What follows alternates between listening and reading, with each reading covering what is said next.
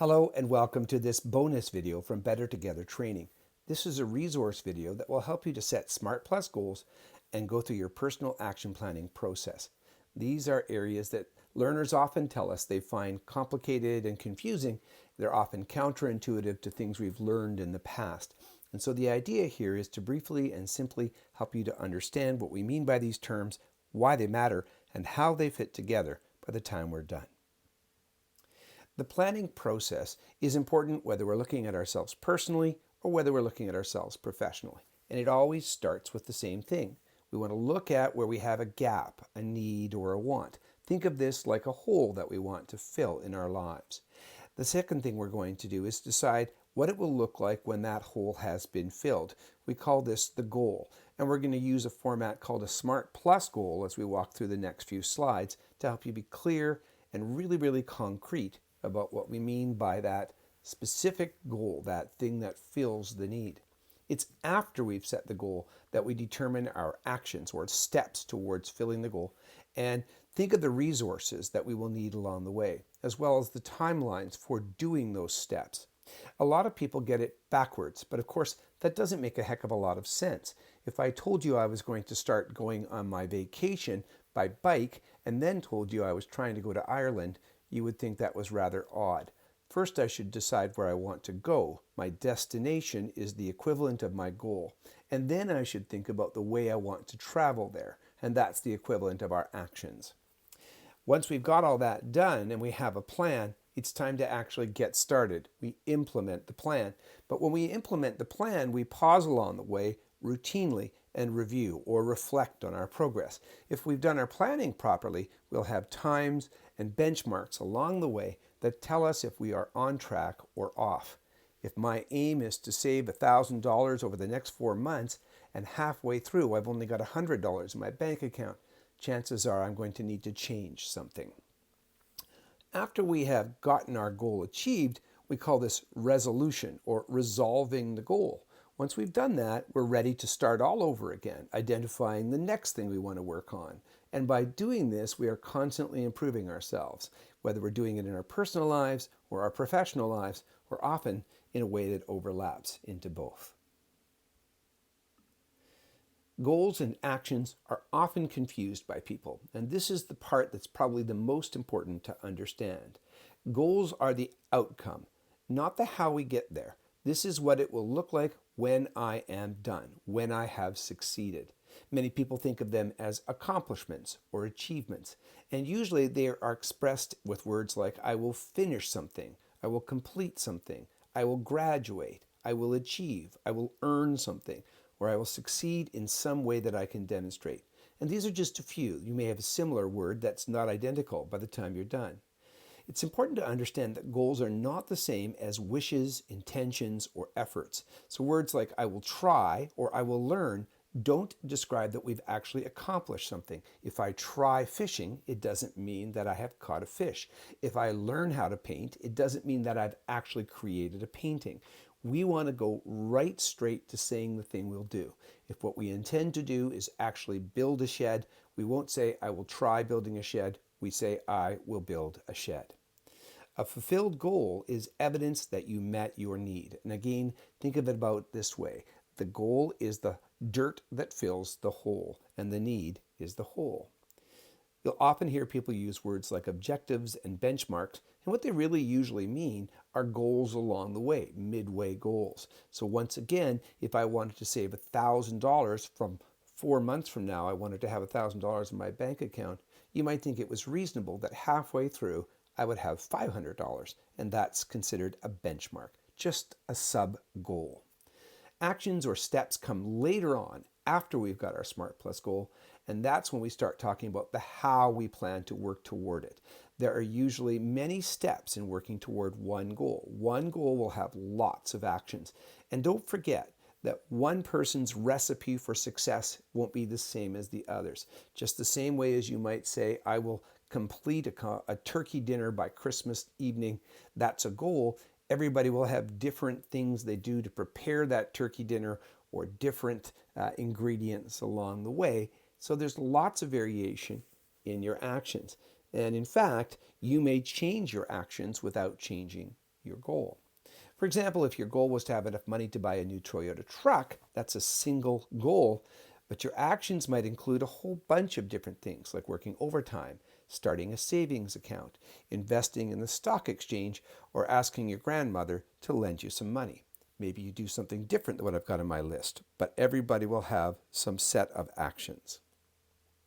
So what do we mean by Smart Plus? Well, we're going to introduce that on this slide and go through each of these in more specifics on subsequent slides. Specific simply means that no matter who I tell this goal to, everybody will know exactly what I mean. It won't be interpretable and flexible. If we don't get it specific, what happens is that one person thinks they've reached the goal and everybody else thinks they haven't. So we want something that everybody understands exactly what it means. And one of the ways we do that is by making the goal measurable, by putting a number in there. That number could be the frequency or the total number that something is done. For example, it could be 1, and it often is 1. For example, I will graduate from high school is something people intend one time. But in other cases, people might mean to do something multiple times. So for example, they might say, I will have gone on 4 vacations by the end of 4 years. And you can also measure in other ways. For example, we can measure weight, or we can measure the number of cigarettes a person smokes today versus the amount they used to smoke a year ago. Those are all examples of measures. A goal must be able to show that it's evidence that you have addressed your need. So it has to prove, any person looking at it has to see that you did in fact meet your need. Now this one can really confuse some people, as we'll talk about later on. It has to be realistic. Most people don't struggle with this one too much. It simply means that we have set our goal up in a way where it will actually be able to happen. The person that's trying to achieve it will have enough time, they'll have the resources they need to meet the goal. And it has to be time specific. It has to have a deadline date. Many people get nervous about the deadline date, and we'll deal with that later on. And the plus means positive. In other words, we express what the person will do rather than what they will stop doing. We wouldn't, for example, say, I will stop drinking. What we would say is, I will live every day over a certain frequency without alcohol. And that can be a bit awkward at first, but one of the great things about it is that we're much more likely to succeed when we're looking at a picture of success instead of trying to avoid failure. If your goal isn't Smart Plus, you'll never know when you have achieved it. You'll keep working, you'll never know whether or not you've been successful, and other people won't either. So you won't have an opportunity to move on to the next goal or to address gaps if you aren't being successful. And that's really the whole aim of this personal action planning process.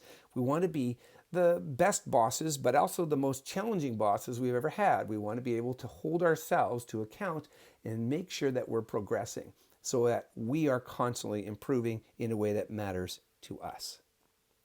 So let's take a look at each of those specific letters, starting with specific. So on the left-hand side, I've given you some examples of specific goals.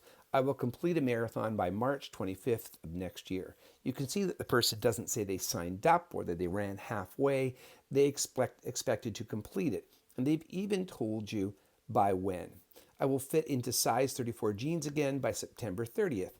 That person may have a need, for example, to be slimmer. And you can see that they've chosen a way of measuring that that's a bit creative. But there's no question, if they try to put their size 34 jeans on September 30th and they don't fit, everybody will know that they didn't meet this goal. I will cook a complete Chinese dinner on Chinese New Year. Now, this one's a little bit vague, but if you know what you mean by complete Chinese dinner, we're probably okay. If you mean 4 pieces of 4 different dishes, then you can say that and make it even more specific. And Chinese New Year is a date. So even though we haven't put the specific calendar date, we do know when that is. I will have a full-time job by May 12th of this year. And again, you could be picky and say, well, is full-time 35 hours a week or 40 hours a week? But it's probably going to be meaningful to the person to use that term of full-time, even if it's 35 or 37 and a half hours, compared to whoever is writing this maybe now having 18 or 20. On the right side are examples that are just too vague, and you can see how different they are even from the slightly vague things like complete Chinese dinner or full-time job. I can live with a little bit, but not with what we see here. So you can see I will be in better shape, or I will get back in shape are really meaningless. I will learn some traditional Chinese recipes. Never mind that the fact that the date isn't here, which should be a clue as well. But when somebody says that they learn something, doesn't mean that they actually do it. And they haven't identified how many or the fact that they would account for one whole meal. And I will have a good job in the next few months could mean anything. Is it a job the person enjoys? Is it a job that gives the person 1 or 2 more hours a week? We don't know. So we want the specific. This is a very common area for people to go back. So see if your goal is as specific as the ones on the left. And if it's not, try fixing it. The next thing is measurability, which is very closely connected to the idea of specificity. So measurability simply means that there's a number intrinsic in what you've said. So we can tell, just like a teacher can tell you've passed a test, that you've done it. The number can mean different things depending on the need. In the first one, I will pass every math quiz this semester. The number isn't built right in there, but you can hear it if you listen carefully, that the person is saying every, meaning 100% of the quizzes. In the second one, I will earn my driver's license by June 16th of this year. Often people say, well, there's no number there, but there is, and it's one of the more common ways that we hear the number, and they expect to earn one learner's license. I will fit into size 34 jeans again by September 30th of this year. Size 34 is a specific measure. I will earn an A in art history this semester. Again, the number might be subtle, but if you look at what counts as an A, you realize it's 86% or better on the course, and that's a measure. And this last one sometimes might confuse people too because it has the words "at least" in it. It's often possible for people to exceed their goal. Somebody could reach down to size 32 jeans. Somebody could earn an A+. Somebody could, in fact, get an A in the same course that they passed all their quizzes in. And this guy could earn more than 5,000. So he's simply saying at least 5,000. On the right-hand side are ones that we wouldn't want. I will get good grades in Math 11. There's no metric there. I don't know what good means. I will be ready for my learner's license by June 16th. Ready isn't the same as I have earned one license. I will lose a few inches this year. The word few is very abstract. I will get an impressive grade in art history. Well, for me, an A might be an impressive grade. For somebody else, a B+ might be an impressive grade. So that's not clear enough. And I will not lose money on this job. That's not enough measurability for a good goal. The addresses the need one. People often seem to get confused with actions. So listen to this one carefully. Start by thinking about what the need of the person was. In this case, let's pretend the need is I am out of shape. There are lots of ways that a person can have a goal that shows they have achieved some version of being back in shape or being fit. And each person's picture of what that means will have to do with their own personal priorities, what they actually mean by being out of shape. For example, maybe they mean that their blood pressure is too high and their goal will be to bring it down to 120/80. Or maybe they feel like they're overweight, and they want to bring their body mass index down to between 19 and 24. Maybe they simply can't do physical activity without having to pause or without breathing too hard. So they might say something like swimming 300 meters without stopping. And again, even that number could be different. Or maybe they want to be reduced or have taken off their their prescription of diabetes pills based on something their doctor has told them they might be able to do. They might pick a weight, such as 180 pounds or whatever weight is meaningful to them. See if you can think of some others that are evidence that a person has achieved some form of improved shape or fitness. They won't all mean identical things, but they need to be the thing that that person actually cares about and that actually addresses their need. Whatever they mean by out of shape has to be proven to be resolved by the goal. What it's not is what's on the right-hand side. And many people get messed up by this. They write things like, I will go swimming, or I'll diet, or I'll take this course, or I'll work out more often. But if a person swims every week and at the end of 3 months they still have the same blood pressure, they haven't achieved their goal. If they have dieted, but at the end of their diet they still don't weigh less or fit into the clothing that they want to fit into, they haven't achieved their goal. And what we would expect is that they might change those actions if they had a goal and they could see they weren't getting closer to it. But if all they did is plan to take certain steps, they would never know whether they are working. So we do our action planning after our goal. And remember, you are very likely to adjust or even completely change some of your actions, but the goal itself probably won't change. What about the realistic versus unrealistic? Won't spend a lot of time on this one because it's rare for people to get it wrong. Some examples of things we want to say. I would say I will complete a marathon by January 31st of next year instead of saying something completely unrealistic like I will win the Boston Marathon next year. Or I will weigh 180 pounds by December 31st, 8 months away from now, prospectively. And instead, and the bad version is, I will lose 30 pounds in the next month. When we set people up with those sorts of unrealistic goals, we're too daunted and we give up because we experience failure. So it's okay to have an ambitious deadline, and it's okay for us to later go on and say we need to actually move it back a little bit, but we don't intentionally set things up where we know a person can't be successful. One more thing about that last slide is that you should remember that most people make changes incrementally. As much as we would like to sometimes believe that we can snap our fingers and improve overnight, that's not typically the way we improve. Almost everything happens in little bits. For example, you didn't learn everything in high school in 1 year. You started all the way back in kindergarten, and it took you 13 years to graduate from high school, and you continued learning after that. Let's talk about the T in Smart Plus, being time specific. This simply means that you say when you will be finished, and you are more than welcome to put a date in that the person might beat. For example, they might say, I will earn my Bachelor of Arts degree by June 30th of 2025. But maybe that person decides to go to summer school or to take an extra course and gets it done by September of 2024. If they do that, that's great. The aim is simply to not be longer than that date. Although sometimes things come along, for example, financial issues or pandemics. And as a result of that, sometimes we have to change our timeline and adjust. If something is wrong that's affecting our timeline and it's not realistic anymore, we can go back and adjust it. Don't say, these are very common mistakes, don't say the start date of something. That's how you describe your action plan. Starting is not the same as accomplishing. So, an example of somebody saying something that they'll start is, I will sign up for Aquafit by January 15th, or I will start my workout plan by March 12th. We don't want that. Another thing that frequently happens is that people describe a plan or frequency of action. I will run 2 times a week, or I will attend Weight Watchers every Thursday. Not only do those things not help, but if a person misses a Weight Watchers meeting and still is losing weight, then the fact that they missed the meeting is not terribly material. What's more material is that they're making progress. The plus sign, or positive, simply refers to saying what we want, not what we want to stop doing. We want to have our eyes on the prize, as Martin Luther King said.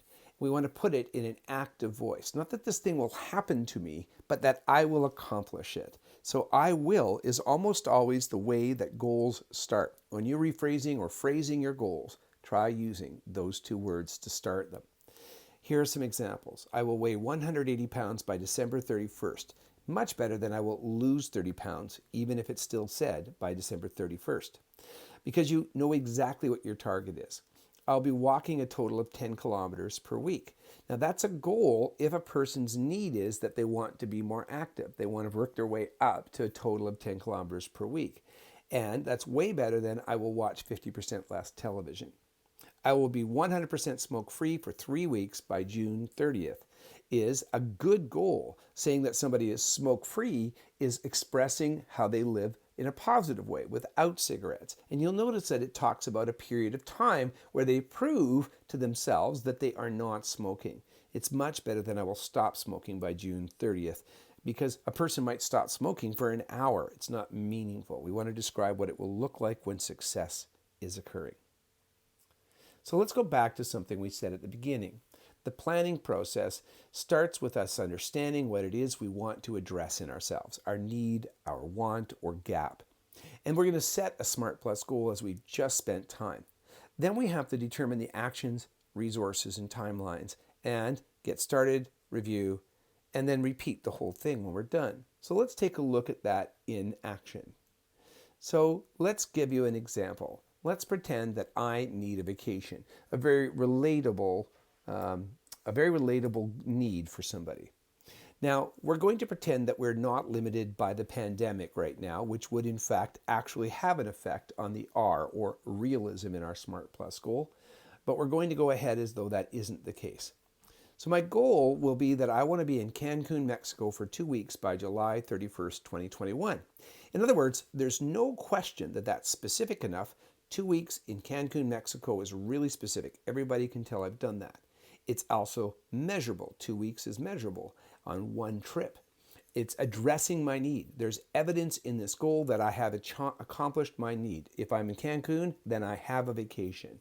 It's realistic, again, accepting the fact that we are in a pandemic. It has a time deadline, and it is expressed as a what I will do. Now we're ready then to move into the actions. Some of the actions that I put down here were to ask my friend Darlene if I could rent her condo again in Cancun, and I wanted to do that by January 15th. I wanted to ask my supervisor, Marcia, for any extra shifts and to get the time off form. And then I'm going to submit that form to her by February 23rd. I want to make sure over the next few months I'm not doing any Starbucks drive-through because I identified that as a place I'm wasting money. Instead, I'm going to make some coffee at home. I estimate that I'll be able to save at least $150 every 2 weeks by doing these things. And I'm going to give myself 2 milestones or benchmarks along the way, sub-goals. $900 should be in my bank account by March 31st, and $1,200 should be in my bank account. More should be in my bank account by July 31st. Remember, those are minimums. I can do better than that if I want to. Then, my next thing is I'm going to buy a plane ticket using my accumulated air miles and money I've saved by May 15th. I'm going to ask my grandma for some cash for my birthday on May 22nd to help pay for the trip as well. And you can see that I've highlighted dates all the way through where I can stop and review and say, did I actually do that thing? If some obstacles come along, I might have to change things up. What if Darlene has already let somebody else have her condo? I'll start looking at another place. What if it turns out my form isn't approved? Well, maybe I have to pick different vacation dates. What if I cannot get through my Starbucks habit and it turns out that I'm really not able to do without the drive-through? I better find someplace else to save, and so on and so on. But the reason that I'm stopping at all these different places is so that I can see that I'm on track. And you'll notice that the very last date is July 31st, because I've either met my goal and I'm ready to go on and think about the next one, or I haven't met my goal and I have to do some adjusting, whether it's to the date, to the goal itself, or to the work I'm doing to get there, so that I don't completely waste all of my time and energy. When you're doing this, you're probably not going to be focused on your vacation needs, although you could be actually.